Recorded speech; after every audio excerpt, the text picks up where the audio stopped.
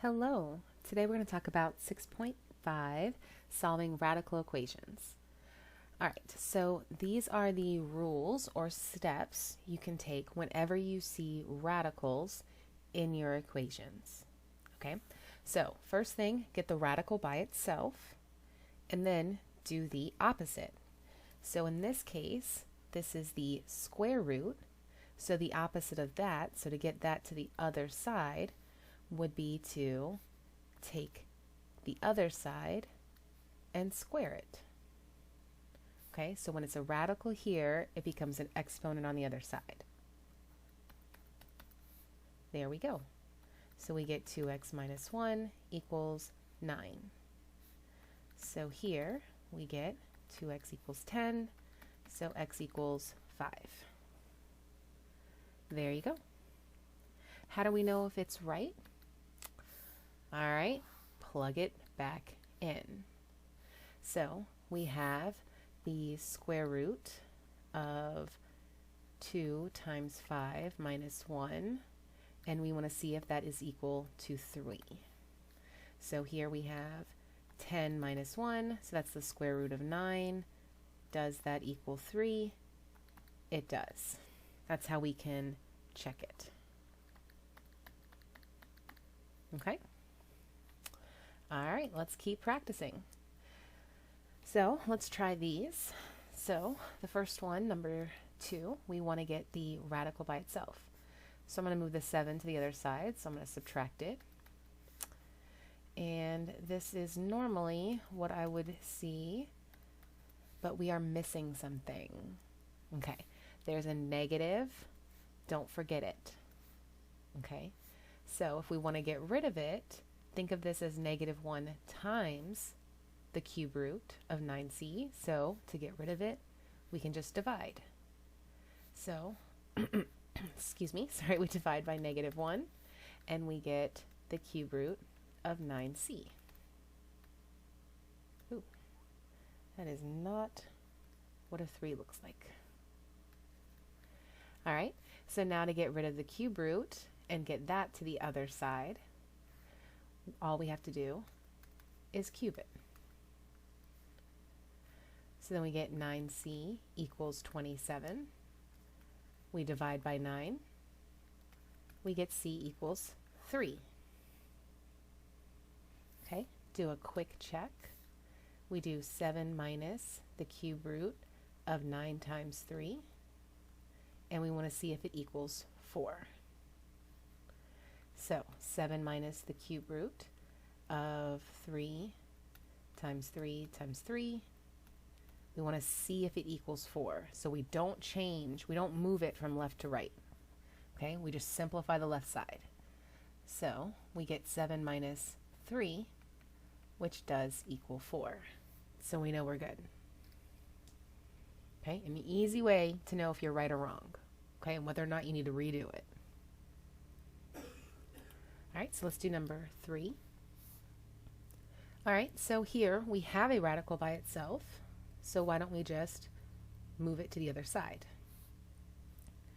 So we're going to take the left side and raise it to the third power.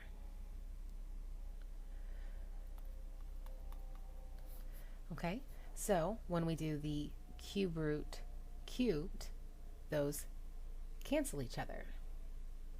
Okay, because x is underneath and nothing else is happening to it. So I don't have to deal with any other variables underneath that radical or numbers. So that just becomes x. And then we have 2 cubed. All right, I don't like fractions, so let's get rid of it. So I'm going to multiply both sides by 8. So to do that, okay, I need to multiply the whole side by 8. 8x minus 42. Move the 8x over. We get negative 7x. Divide by negative 7. We get 6. Well, I can't do mental math, so hopefully you caught on that that's not right. And you probably got something different. 8 times 7 is 56, right? 14, 28, 56, yep. And then when we divide that by 7, we get 8. That makes more sense because when I plug that in, then I get the right answer. So let's see, we get the cube root of 8 over 2 equals the cube root of 8 minus 7. So the cube root of 8 is 2, and 8 minus 7 is 1. 2 over 2 is 1. Cube root of 1 is 1. Perfect. We got the right answer. All right, so why don't you try a couple more? Pause it, see if you can do it. All right, so for number 4, isolate the radical. So I need to get rid of that -1. So I'm going to add it to the other side. Then I'm going to divide by 2. And then I'm going to cube the other side. So I get 2 cubed. So my answer here is 8. Quick check. 2 times the cube root of 8 minus 1. Well, that's just 2 times 2. So 4 minus 1, that does in fact equal 3. Number 5, get the radical by itself.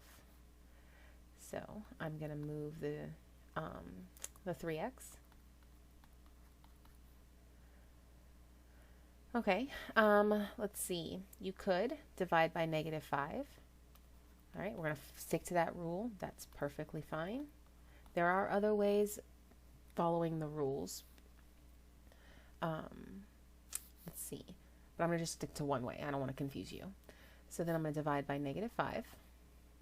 And then now let's move the square root to the other side. So we get 2 minus 3x over -5, and we square it. All right, so that's essentially saying 2 minus 3x times 2 minus 3x over -5.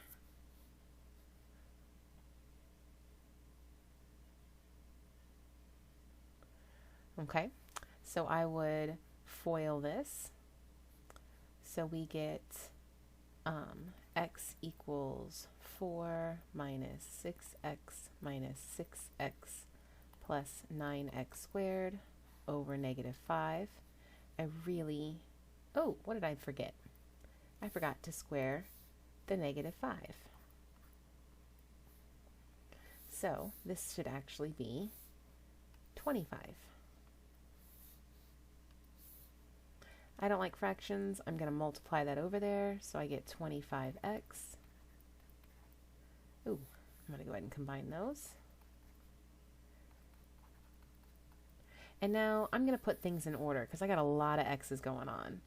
So let's see. 0 equals 9x squared minus 37x plus 4. All right, so then I would either try to factor it or use the quadratic formula. If you factor, you should get 3x. Oh, I lied. 9x minus 1 and x minus 4. 36, 37, yeah, plus 4. Perfect. So then your answer should be 1 over 9 and positive 4. All right, we plug that back in. So we plug in the 1/9. So 3 times a 9th minus 5 times the square root of 1/9 equals 2. So this is just 1/3. This is just minus 5/3 equals 2. Uh-oh. We get -4/3. That does not equal 2. So so 1 over 9 is eliminated. That's why we check our work. Sometimes you can eliminate something. Okay, sometimes both answers can work. Sometimes it's an extraneous solution. It's a solution that you can solve for algebraically, but doesn't work in the original solution. Okay? All right, so let's plug in 4. So we get 3 times 4 minus 5 times, the square root of 4. So that's 12 minus 10. That does equal 2. So 4 is our answer. Let's try another one.